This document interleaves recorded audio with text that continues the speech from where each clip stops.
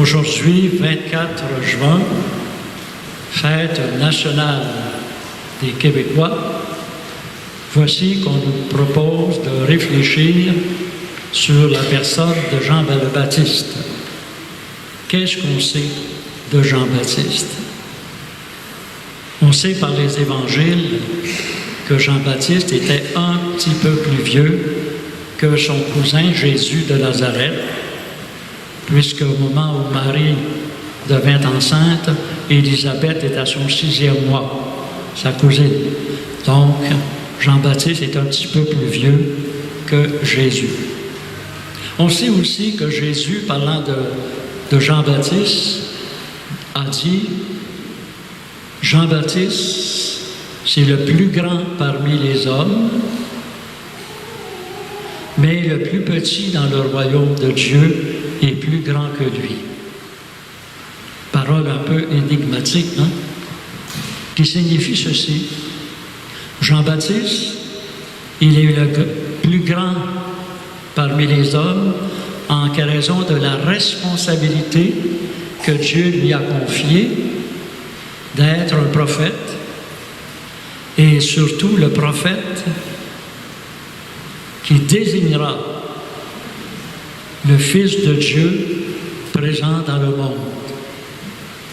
Et le prophète, comme on le dit dans la parole d'aujourd'hui, le prophète qui préparera les cœurs de ses contemporains à reconnaître Jésus de Nazareth comme étant le Messie promis par les prophètes et le Fils de Dieu.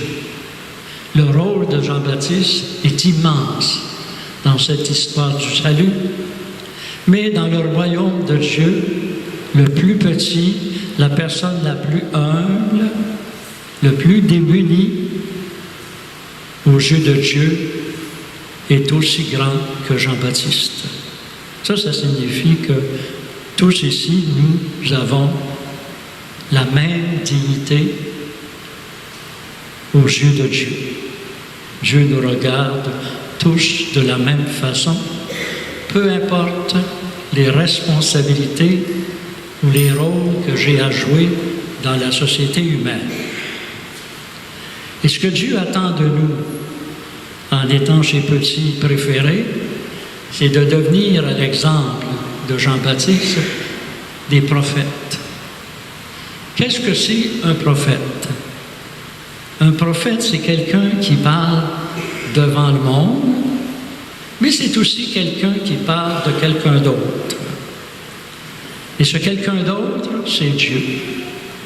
Jean-Baptiste a parlé devant son peuple, mais en leur parlant de Dieu, qui venait d'envoyer Jésus de Nazareth, le Messie qu'on attendait depuis toujours. Alors, si nous sommes invités, nous aussi, à devenir des prophètes, nous sommes invités aussi à devenir ceux et celles qui parlent de Dieu. Comment est-ce que je peux parler de Dieu dans ma vie? Ça dépend de chacun. Hein? On n'a pas tous la même vie. On n'est pas tous placés au même endroit. On ne côtoie pas tous les mêmes personnes. Mais une chose est certaine, par exemple, j'entre en relation avec les autres. Et parler de Dieu, ce n'est pas d'abord avec la bouche, comme je le fais actuellement, là. Ça, c'est facile. Mais c'est pas facile de parler de Dieu pour dire que Dieu est miséricordieux quand je pardonne la gaffe que quelqu'un m'a faite. C'est pas facile de parler de Dieu quand il s'agit de dire la vérité, même s'il m'en coûte quelque chose aux yeux des autres.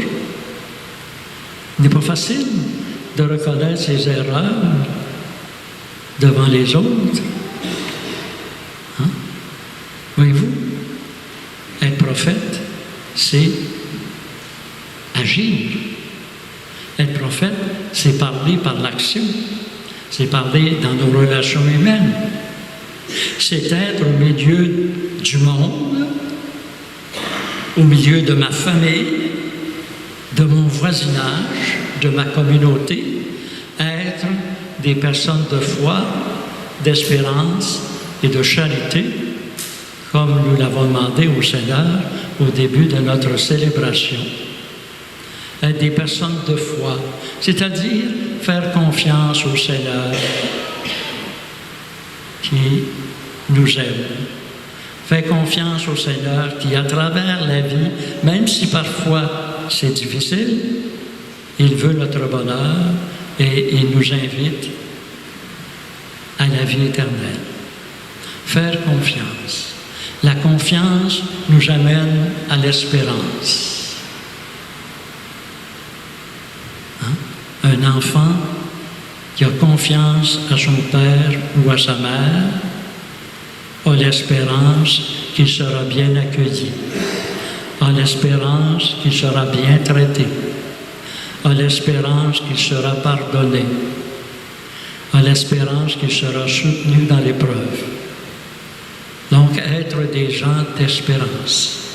Et l'espérance conduit à la charité, c'est-à-dire à l'amour fraternel, qui nous aide à marcher ensemble dans cette foi au Seigneur.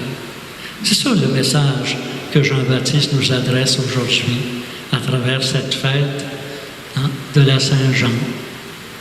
Alors, en poursuivant notre Eucharistie, où le Seigneur nous rappelle que nous sommes un peuple de prophètes, c'est-à-dire un peuple qui, par sa façon d'être, sa façon de vivre, sa façon d'agir, prépare les cœurs de nos contemporains à accueillir le Seigneur quand il se manifestera dans leur vie. Mais demandons-lui d'être à la hauteur de la mission que le Seigneur nous confie et que nous soyons capables d'exercer cette mission avec humilité. Amen.